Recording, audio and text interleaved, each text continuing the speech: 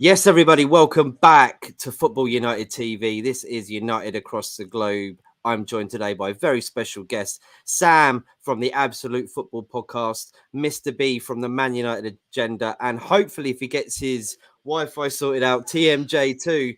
But first of all, here comes the intro.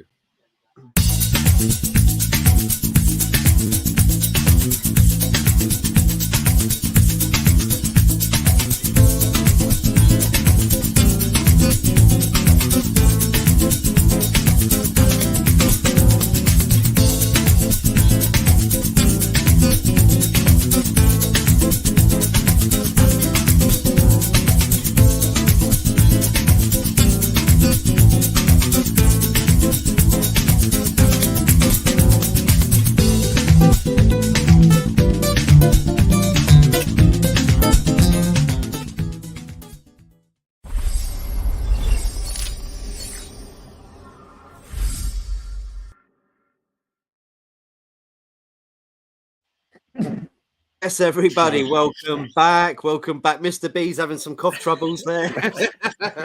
Right on cue, boy. Sorry, man.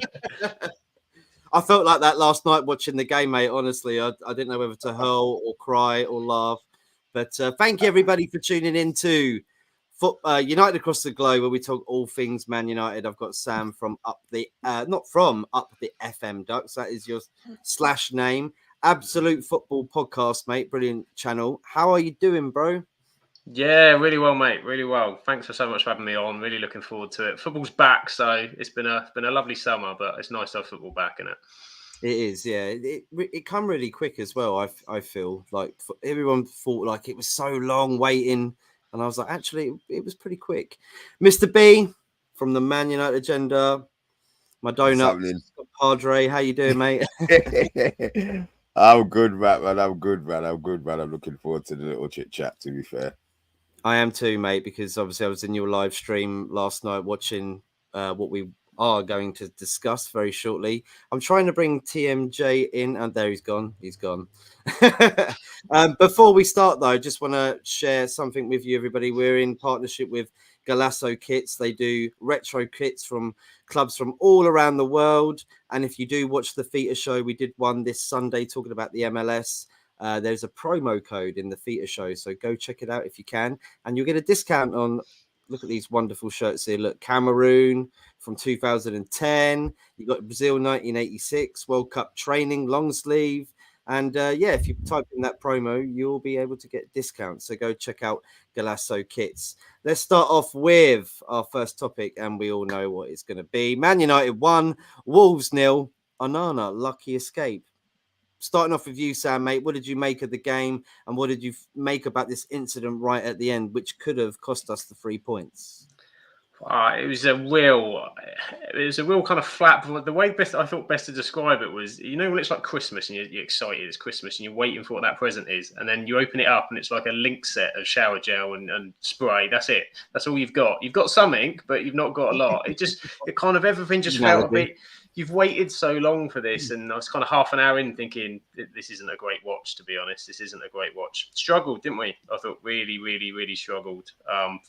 Honestly, very, very fortunate to get out there. We probably would have been fortunate to get out with a point, I think. And the incident at the end, I think we were saying off air, Onana's going to be one of those. He's going to have us on the seat of our pants, I think, with some of his goalkeeping at times. But generally, through the whole game, was really impressed with what he gave us. But for me, penalty. He's come steaming out. I don't think he's in control. I thought we got a bit fortunate with that one. And it's 3 points and we move on. But overall, not a lot I'm really that excited about, if I'm honest. You agree with that, Mr. B? I was in, obviously, your live stream, like I said earlier, and I think you said it as well. He took out 2 players. And you were sitting there and you're like, I can't believe they're still playing on and there's no goal given or a penalty or what's going on here. And I was like, I was amazed too, mate, honestly. The thing is, without sound, you tend to hope that everything is really clear. So I've resigned myself, obviously, that it's going to be a penalty. And when they didn't give it, I don't know. I was waiting for maybe a free kick or or something, or somebody in the chat to explain to me that obviously it was, you know, what the reason was. Mate, I don't care. We got off. Yes, we did. But it's not our fault. It's not a Man United problem. It's not a Man United issue. It's not Man United's fault. We were shocking. Yeah, we didn't deserve to win, but we did. Is that the sign of look? If that was 34 games along, oh, it would be the sign of champions. They've played bad and they haven't won. So you know what? The issue's not Man United's. It's got nothing to do with Man United. Yes, we were at home, and obviously there has been a few repercussions to the officials for the game, but it's tough titty, man. That's the way that life goes. That's the way that life goes, man. It is. You said as well that you were impressed with the way that Wolves played, and we didn't expect them to be able to come out of the races quite so quickly, did we? I think they were match fit and ready. I've not. Yeah, which is a surprise, Matt. Yeah. Let's be honest, Matt. We looked at Wolves. We looked at Gary O'Neill coming in 5 days before. You know, them not signing any players. But the midfielder, I've forgotten his name again. We spoke about the guy from Wolves who just kept on running. Yeah. He was swatting players off. He was running past. He wasn't even pushing him. He was just swatting them. Boom, boom. Little side. And then he was through. And then he had the whole pitch to run. I mean, he was running 30, 40 yards unchallenged. And you've got defenders backing off, I'm thinking, please, somebody try and, you know, hold him up at least. But I said that they surprised. They really did surprise me yesterday. In a good way, and Man United surprised me in a bad way. Yeah, I agree with that, Mr. B. Do you too, Sam? You think there's something we're lacking there in the midfield, and we need to get probably more recruitment?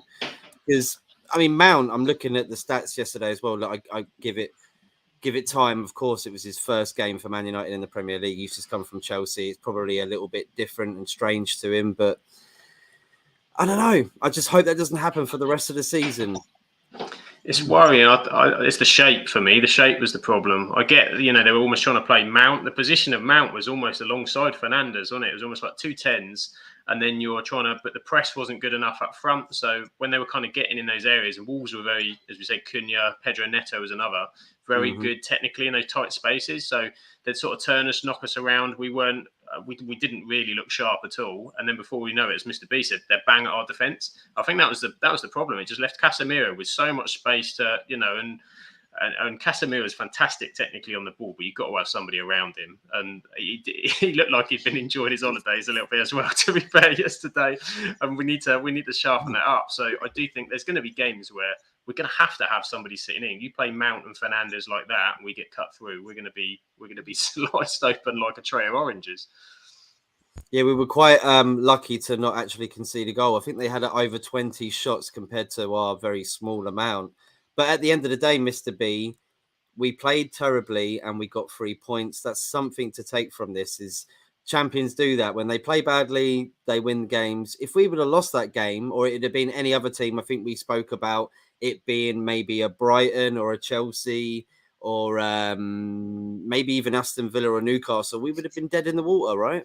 Yeah, definitely. But then maybe, do you think subconsciously the players maybe went in there thinking, I'm really I'm clutching at straws here, that they went in there and underestimated maybe what they thought they were going to be? I don't know. What do you think, Sam? Because I think possibly there was some telling. I forget who it was who was interviewed afterwards. It was one of the players they spoke to afterwards who said, yeah, they did stuff we weren't kind of expecting and we weren't planning. I don't know if it was Fernandes. Somebody said it after the game. So it does kind of sound like they thought Wolves would probably not have time to adjust a bit. And maybe, I think that was United's problem summer last season at times, was we kind of just took our foot off the gas. We didn't, that first, always look at the first 5 minutes when United play at home, and we're trying to get the ball forward, we're trying to push it, we're trying to get the crowd up, the tempo's there. The first 5 minutes was slow, knocking it round the back, no pace, no intensity, and it just looked like, we'll score at some point, which we did. To be fair, we did, but we rode our luck at the back. Yeah, it was the defender that got us out, I guess. It was a nice header from Varane too. Nice to see him. And I thought from then on, I thought we were going to go on. But then Wolves just went, well, we reckon we can still get something out of this. And it was just, I don't know. I know it's the first game of the season, and a lot of people in the comments, Mr. B on the Man United agenda yesterday, say, calm down, relax. Like this happens sometimes. Of course it does. But you always have to be wary about these things, right, Mr. B? The fact that you see the teams around us doing good in their first games, and we didn't look fit enough, I don't think. You know what? I'm not sure if it's not fit enough, but again, it's a marathon, not a sprint. And you got to, it's not how you start, it's how you finish. You know, there's so much negativity. I think people just expect it. I did. Look, I'm one of those guys. I sat down there on my phone and did a bet that I could afford. You know, it didn't put me in any distress when I lost the money. I wasn't nothing, you know. So yeah, I am betting responsibly.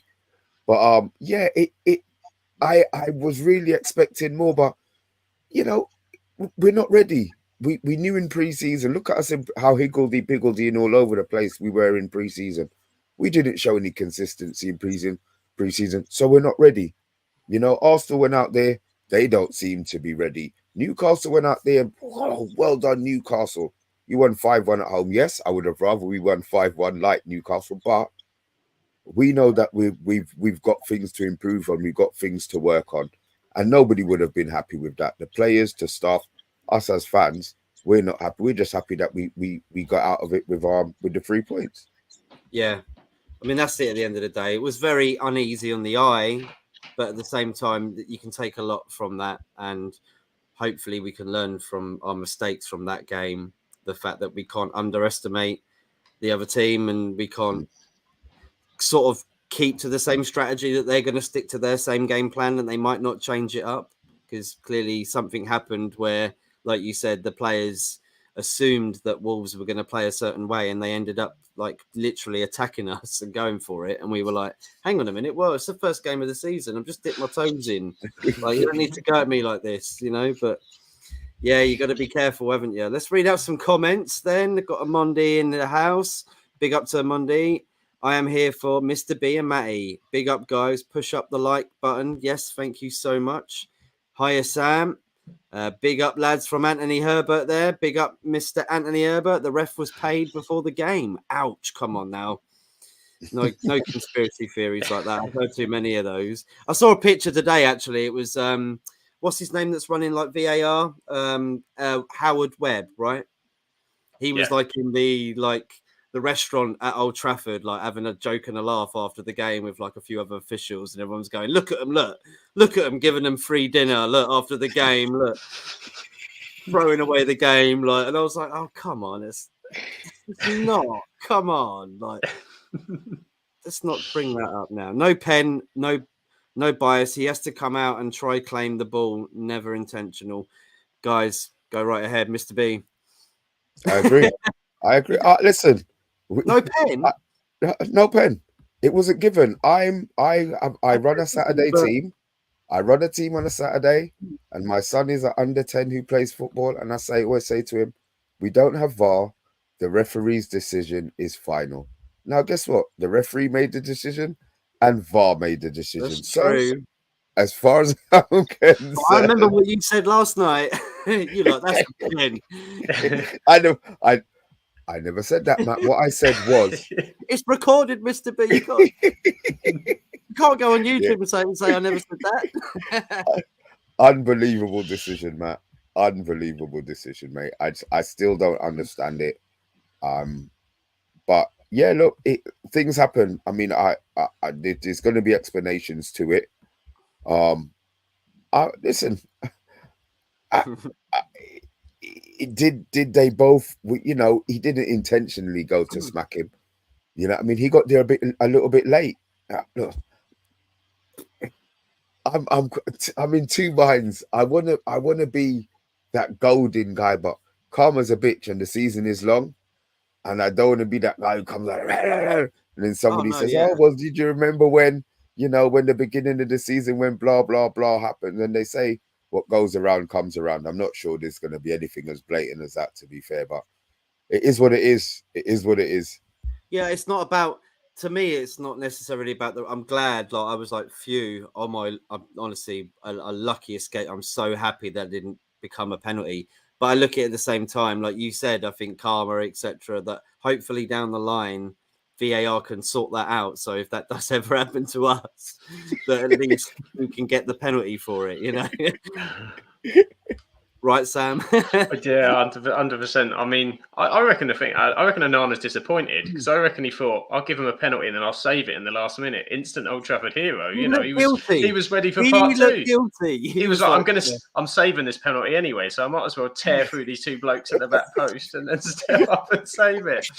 But yeah, I think the issue seemed to be, didn't it? They said VAR, they want enough to overturn it. That was because this is the officials have been suspended, haven't they? They're not playing or not playing. They're not. They apologised to the Wolves manager, didn't they? Straight after the game and said, "Sorry, we got that completely wrong." 7 people in the bloody VAR and the referee and the linesmen, everybody else, they got it all wrong. But everybody in the whole stadium was, well, Man United fans, like literally squeaky bum time, of course, but. So we should be all right. So when Vicario does that to Rashford next week, we'll have a penalty, and they've sorted it all out. So all's well that ends well. Yeah, it'll be like the softest penalty we'll get next week, and we're just going to be back in the news again, aren't we? Like you said, Mr. B, it's not the club's fault, is it? You got to play by the refs and the VAR. They made the mistake, nobody else. Exactly. So I agree with that logic. I'm going to go with that. You know, United fan. I'm not going to say anything. If it was the other way around, I'd be like, disgrace. They used the discretion. Absolutely agree. Wolves gave United a good game. Should have had a pen. It was like a Royal Rumble in the 18-yard box. Kind of, yeah. The big show wasn't there, though, unfortunately. Mount should not be judged by stats. He performed well. A good overall signing. Agree with that, guys? I think it was good. Just I think it was the positioning more than anything else to what he could kind of do in that scenario. We kept giving the ball away. That was the biggest issue. So you didn't see Mount in those areas, and he probably was one of those giving it away too. But I didn't feel that Mount gave it away as much as some of the other players. So yeah, early days, Mount's got to fit in a system. So I think it would be difficult to be too critical of him in his first 90 minutes. Mr. B, yeah, what did you think? I thought he was a little quiet, but I mean that's expected, really. I've been underwhelmed. I was underwhelmed at the signing of Mount. I wasn't sure what he did. I'm hoping he grows into the position and he grows into the club. I'm still waiting to see what he does. I understand he's a pressing monster, but maybe he needs to press from a little bit deeper. I don't know. I'm not sure. He's got a bit of a mount to climb, yeah? Is that what you're Oh, Matt. Oh, Lord have mercy. You tried. Yeah. Smash the likes, people. I was watching the game and Wolves dominated the game. Even Mr. B said it was a pen on his watch. All right, you're just copying me now. Actually, well done for that. I need backup. On that one. Well done, Anthony. Evening all from Matt Bassett. Big up everyone on the show and in the chat. Mr. B told me he put £200 on this bet. The man Rich, I'm telling you, is this true, mate? Or can you? I will tell you this straight. There is no way I am putting £200 on any bet whatsoever. There's no chance. No, I wouldn't do it either, mate. Honestly, Wolves ran through our midfield for fun. This game showed why we need a deep-lying playmaker conductor. You agree with that? Is this Amrabat I'm hearing that might be this player to come in and do this? Yeah, I think an Amrabat gives a different option in that midfield. You definitely need that in games to have. I think that. I hope we haven't traded off by getting Mount on kind of avoiding a box-to-box or avoiding someone like a deep-lying playmaker as another option, because that's what you need. You need options. It's a long season. We're not going to have Mount, Casemiro and Bruno every week in that midfield. We need to have different things to beat different teams. So hopefully we can get Amrabat over the line, and I still don't think that's enough either. I think we could do with another name in there, but if McTominay stays, and I suppose you've got somebody else there too, Kobbie Mainoo coming back, might get some minutes certain competitions. Hopefully he can grow. So yeah, I'd agree. We definitely need a different role in that midfield alongside what we got. Yeah, you agree with that, Mr. B? You think you'd like 100%. 100%. I mean, I think what it does, I think it shows that was the player that he was looking at, or that profile of player. and he's been proved right again, because that's something that we need. You know, at the end of the day, it's not about first team and second team players. It's about a squad with as much depth as we can have and we can afford to have. So when things need changing, or if there's a drop off, we've got someone else who can lift the level again. So yeah, I'm all for getting in that. I would take two. I would take another two central midfielders if we could get them, to be honest. So would I. I just don't know who the second one would be. I'm hearing Pavard, but obviously he's not a centre midfielder. He's a centre back. So I don't know who else would be in line to come in after them two. But we'll talk about that in a minute. We critiqued De Gea for not coming out and claiming the ball, and now we're critiquing Onana for doing it. But he never claimed the ball, did he? he claimed the life of two players. what it will do, he's going to frighten the shit out of the defenders, because the forwards, because they're going to be thinking, am I going to get smashed again? Regardless of if you're going to want to get a penalty, you don't want to fly tiger uppercut in the side of your head on the football pitch, do you? You know what I mean? Well, I think there was a case as well when he came steaming out and he stopped one of their strikers and he took Luke Shaw out in the process at one point. And Luke Shaw looked, what's happened here? This isn't what I'm used to. Absolutely cleaned out. Right up his arsehole. That's definitely true. Anthony, all good here, thanks. All right, let's go to Mr. B cashed out for 5,354.27 pence. I have the proof. Show me it, please. And while you're at it, could you forward that proof to my bank account? Yeah. Right, moving to the next topic, guys. Of course, we've heard news today that Harry Maguire has cancelled off the deal to go to West Ham because apparently he would like to see his increase from Man United for paying him off for the time and his contract that he would have been there if he's going to be leaving, blah, blah, blah. I can't even remember how much it is, like 12 million or something like that, around that. And I think they offered him 6 million and he turned it down. I think that's the only problem. I think West Ham are offering him around about 100 to 120,000 a week. They've offered Man United good enough money for him, apparently. What do we do from here? Apparently, he's going to fight for his place. Ten Hag apparently come out recently and said that maybe he'd like to see him fight for his place again. That was publicly as well. So I wonder where this ruthlessness is, or where it's gone from Ten Hag, when we apparently thought he was just literally trying to get rid of the deadwood and start this proper rebuild from last season. Sam. Yeah, I think it's frustrating, isn't it? It's frustrating because I think we all kind of felt the narrative of Harry Maguire was going this way. It was, as I say, the fee had been agreed with West Ham. This monetary issue, which I think equates to about £250,000 a week or something bonkers he's asking for. And I think it's 15 million. It's a 15 million payout or something they're reporting now. Originally, I think it was 7, but they're now reporting 15 off the basis that with Champions League, he's had a contract uplift as well. So, I mean, it's all about the money, but it's money now for Maguire. But I don't think if he's been hanging on to that England place for dear life for the last 2 years, if he sat for Man United on the bench, you can't imagine he'll be starting at the Euros next summer. So that obviously isn't even his thinking. Does he fight for his place? Because he's not gonna. The only way he gets in is if Varane gets injured, which is a real possibility. But he's fourth behind Lindelof. That was shown again last night. Lindelof was straight in there. And last thing you want is Harry Maguire at centre back with Luke Shaw playing inverted fullback. Jesus, it'd be, the space on the left side of the pitch should be absolutely colossal. And I think it's a shame because, as you said, I think you mentioned Pavard earlier. And what I was hearing is that Pavard was really keen on coming. Todibo was another potential backup, but it all links to getting Maguire out first. So it doesn't look, the figures just seem too far apart. I think if West Ham get frustrated and go and do something else, then we're back to square one with him. Is this like maybe, Mr. B, though, a game that West Ham are playing? They did this with what's his name from Southampton? They've just bought Ward-Prowse. So yeah, they didn't like. I think the two bids were not accepted, and they were like, "Oh, we're going to look somewhere else." And then they went back in with a third bid and managed to get him. So I don't think necessarily for West Ham it's over. They might come out and say like, "Yeah, like we're not interested anymore. We're going to look somewhere else," to make Harry Maguire maybe just hurry up this deal and just sort that severance pay. Mr. B, do you think this is a worrying thing because we do need to recruit? Like I think we've all agreed, and if without him leaving, then maybe that's not a possibility. I didn't think of it that way, Matt. on the West Ham side, to be fair, with them trying to speed up Harry Maguire's mind. I think a lot of it has to do with Southgate.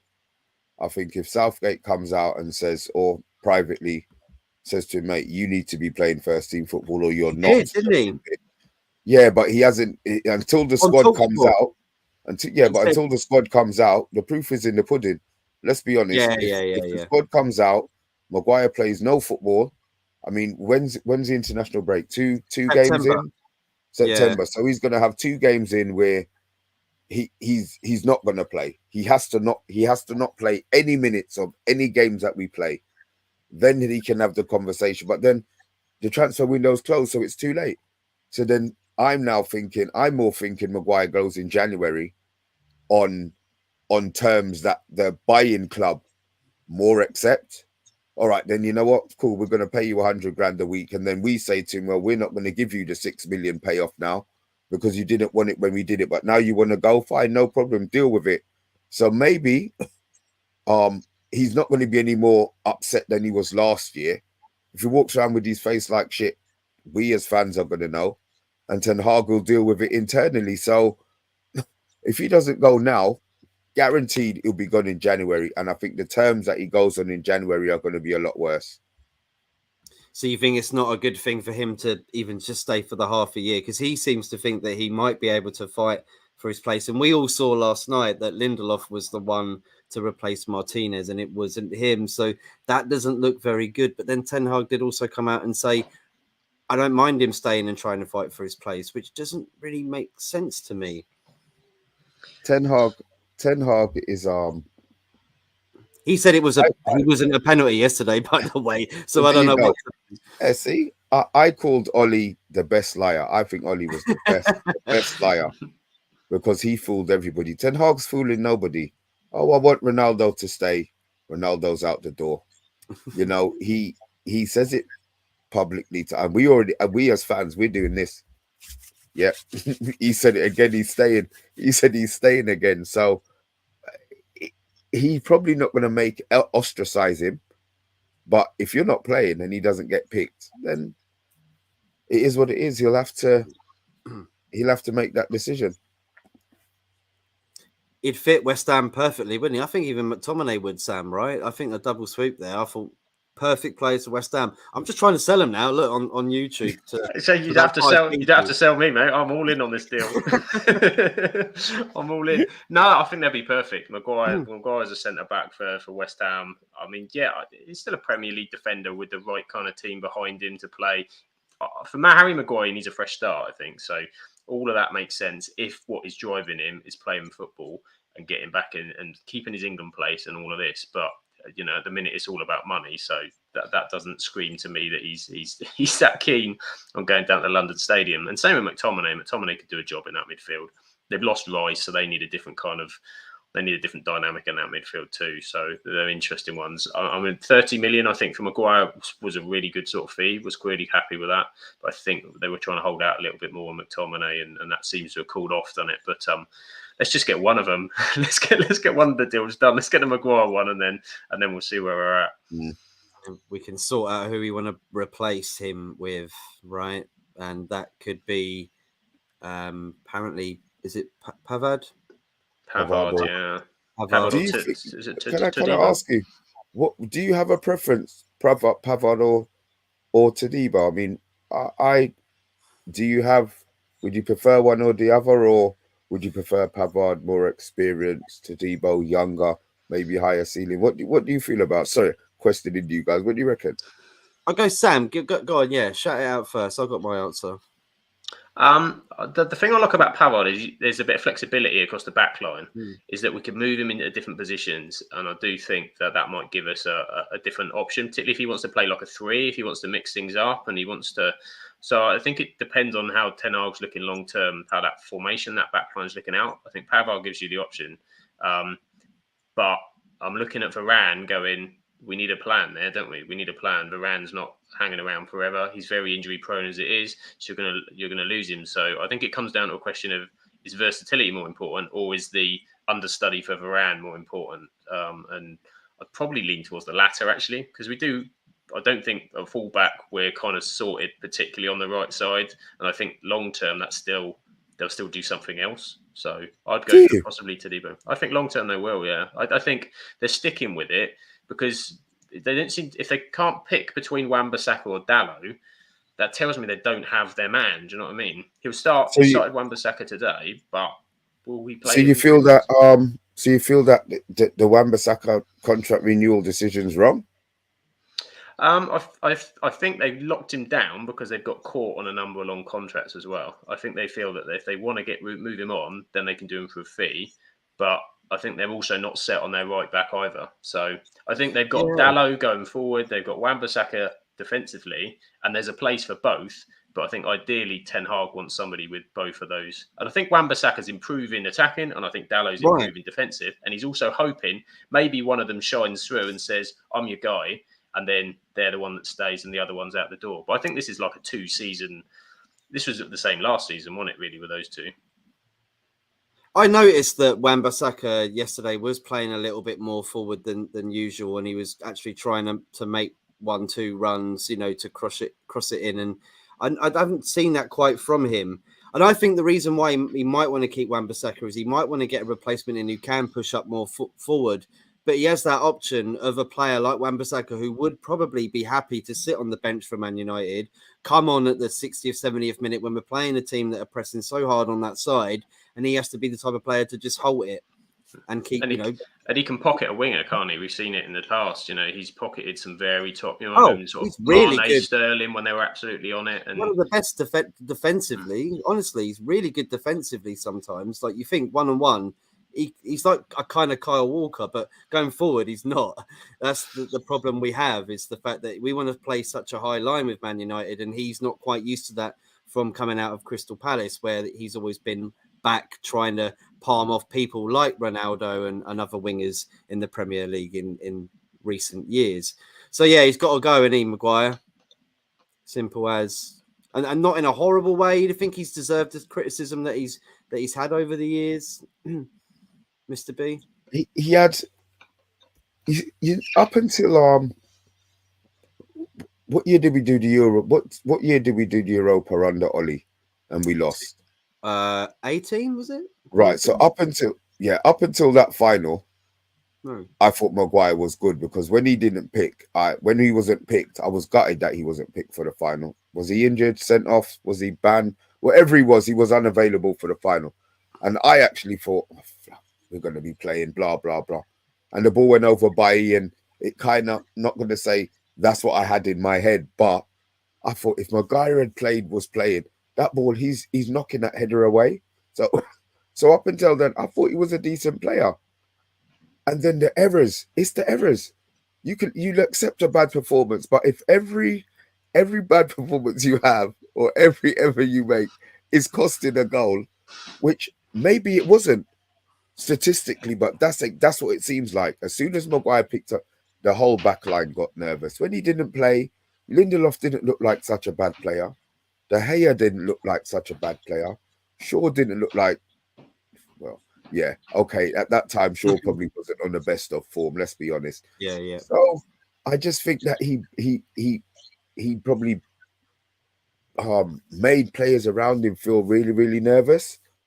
And then now the fact that he does nothing that Ten Hag wants him to do. He's slow. Ten Hag wants players with pace. Yes, he has got very good progressive passing. Don't take that away from him, but he gets turned so quick. He can't play out of the press. He doesn't scan at all. He just plays, tunnel vision straight ahead of him. So I think maybe he has to accept that his time at Man United is over. I think so too. And hopefully we can get this deal done and he doesn't have to be so, how would you put it, Sam, all money orientated, and just look at the fact that you could be back in the England squad in the Euros in the summer if you make this move. Best to do it quickly. There you go. I'm trying to sell him again, aren't I? Get it done. How long does Maguire have left on his contract? I don't actually know. I think it's 2 years, isn't it? A couple of years, yeah. Because as I say, if it was next year, he'll just definitely stay, wouldn't he? Just to get a better deal. So we've got to get rid of him now. We've kind of already answered this question. You probably just could answer with a yes or no, even though we've sort of thrown in players that we think we could sign. What do you think, guys? Anyone else out there that we haven't spoke about that you think you'd like? Yes, Mbappe, yes, of course, would be lovely.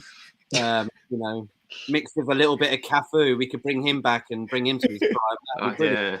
Cafu and Roberto Carlos, double deal. I'll take that. Oh wow, can you imagine?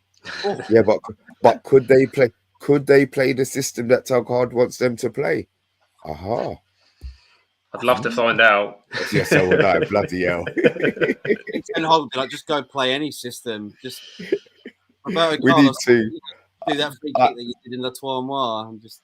Yeah. I think we definitely need one central midfielder, a physical type. If McTominay stays, if McTominay not goes, I think we're going to need two. I think we're going to need two central midfielders. I don't think McTominay Cohen is dependent on getting in maybe an Amrabat or an Onana. I say Onana because I'm looking at a physical type central midfielder. But the second one is maybe dependent on McTominay. I don't think United necessarily want him to go, but if the bid is sufficient enough where they can go out and get a direct replacement, then I think they'll do it. If they probably have to spend money on the replacement, then they probably won't. It's difficult though. I don't understand what you see what Chelsea are doing, Mr. B, and we're like penny pinching.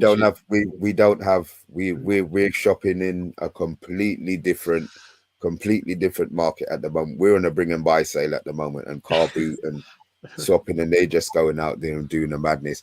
To be fair, I want Ten Hag to grass organically. I said that from the beginning. Even if we get Qatar money, I don't want us to go out there and do what Chelsea have just done, or 200 million pound midfielders. Don't get me wrong. They bought some fire midfielders. I can't sit here and say, oh, they bought rubbish. They bought some good, but I want United to do it organically. We've struggled this season. He's had to, do this. But if Højlund comes off this season, then Ten Hag's a genius again, because he saved us a wedge of money. They wanted Harry Kane, yes, different level, but Harry Kane is costing 110 million, 120 million with Levy, plus he's 500,000 wages, and that brings a different kind of internal issues that maybe we wouldn't be seeing, so I'm glad we're doing it. I'm glad he's had to go through this, Ten Hag, and we're going through this. But I still think at the end of the day, he's going to come out smelling the roses. Yeah, it's like sensible transfers. He's looking towards making a better team and not just getting Galacticos in just to try and do or emulate what Man City are doing. Even Newcastle, to be fair, they're the kind of club that I'm kind of looking at now. Like, I'd like to go the direct. I'm wanting to go the direction Newcastle are. That's terrible, isn't it, to say that? Yeah, it is. But that's what they're doing it right. They're not buying in like the biggest players. They're buying in smart transfers, players that they know statistically can come in and do the role and help them progress. I feel we're on the same wave, but I think we've done it just after them, and that's the thing. That's why I think we're kind of playing catch up to a lot of other people, and I feel like the competition's only getting bigger and stronger. I think is it 5 teams in the Champions League now this season? Did you know that? I'm going to hold up my hand and say somebody on one of our shows said that. I didn't check it, but everybody seemed to be of the opinion that it was 5. No, yeah, I think it's for next year. Yeah, it's the format change, isn't it? There's a massive format change next season where we play in a league table, I think, and it's all to do with Champions League is going to be very different group stage next season. Yeah, because then they got the World Club Cup. The World Club Cup is in America in 2025 in June, July. 32 teams around the world from different continents. Man City are in it, Chelsea are in it. No rest. It's going to be crazy, isn't it? Absolutely crazy. Let's move on to the last topic just to finish off now then. We got Spurs at the weekend, and I was saying to you in the background as well how great they played without Harry Kane. I was quite surprised, actually. You would have thought that their tempo would have been down, the fact that there's been so much turmoil around the club, Levy out, etc., etc. That sounds like Man United, doesn't it? So what you making of this game coming up? Is it home or away? You know what? We're away. We're So, away. yeah. We're away. It's a real danger one. Mr. B, start off, mate. What's going to happen? What we got to do? Win? I think we'll. I think Spurs are going to play right into our hands. I think Postecoglou's style of play. I think is tailor made for what we need, especially in this game away from home. I'm not sure. Garnacho will be starting. Maybe he'll start Sancho. I know there was a behind closed doors games today where Martial played. Hopefully that's to get his fitness up. Donny played, Maguire played. So maybe he will have a different option in regards to Martial being able to come on the pitch, but our midfield maybe won't get as exposed as it was against Wolves.